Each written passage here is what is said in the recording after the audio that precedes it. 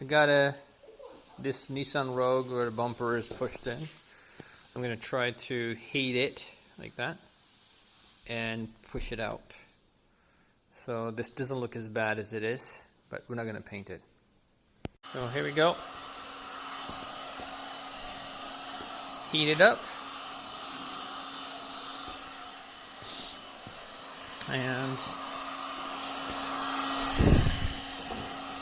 right here is the piece that's left.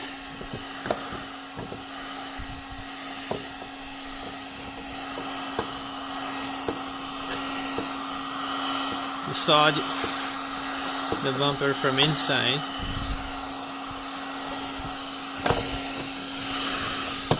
Like so.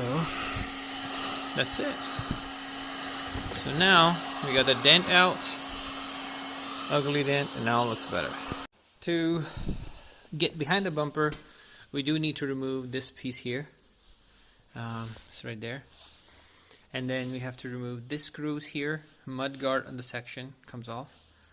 And then you get access behind the bumper. After that, while you're heating up, just push behind from the behind of the bumper. So it works much better.